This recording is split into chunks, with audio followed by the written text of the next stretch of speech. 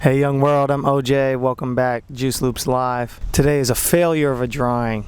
I wasn't originally going to release this drawing, and then my cousin Ken saw it and basically said, yeah, this is still worth releasing, and I figured I will come on here, talk about it, break it down, and basically show you where I went wrong. I'm over in Welles Park. They have a beautiful yet very low-key gazebo over here. I ride my bike over here and just chill. I'm going to try a little experiment today. It's daylight out, but I'm going to be working on a dark navy paper. This obviously will make the drawing feel a lot more like nighttime, just straight off rip, unless I add in a lot of light areas. I'm going to be using white and black today for the line work. You know, the black will show up on the navy paper. It's going to be very light. It will be like drawing something in very lightly with the pencil first. I'm going to do a little bit of that with the black, but mostly I'm going to come back in with the white paint marker and start to actually make some of these bold lines that start to make the image actually come together. There are a couple major surfaces in this image, i.e. the floor and ceiling of the gazebo. Holding those two together are a series of pillars that wrap all the way around this thing in a circle. On top of the GoPro fisheye,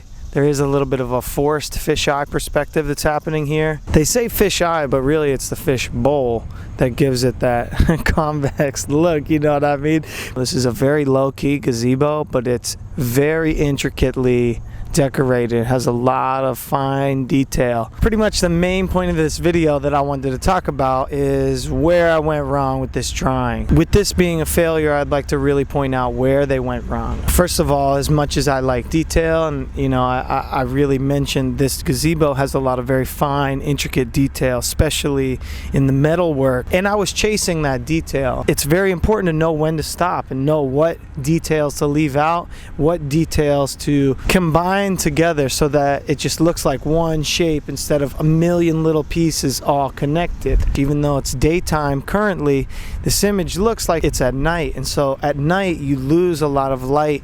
You get specific highlights on certain things that really make it come alive, but you don't get highlights on everything. Nighttime lights, especially outside or in parks, have a subtle yellow tint to them, and I thought it would be good to add that in here just to make it read a little more appropriately. But after adding it, I really was not a big fan, and once it's in, and it's not like I can erase this yellow off of here, you know.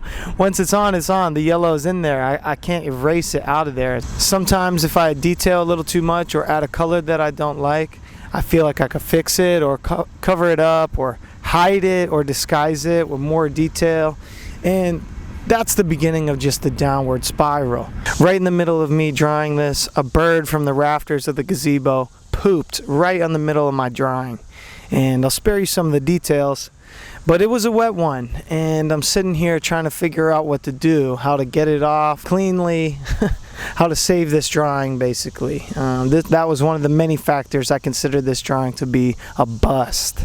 Anyways, I try to let it dry as best possible, flick it off of here with a napkin, but it's still smeared. And then what? Do I try to cover it up with some details? And yeah, I tried that, but it didn't really work. And like I mentioned, this gazebo is out in a park. It's pretty much surrounded by trees. So I figured I would work some of these trees into the background so it reads like that, so you feel like you're in a gazebo in the middle of the park. I added these in dark. They seem like silhouetted trees back in the background. I actually didn't mind them much here, but where it really went wrong, and where I consider this drawing to have gone the farthest left, is when I add the highlights onto the trees. White highlights on the trees.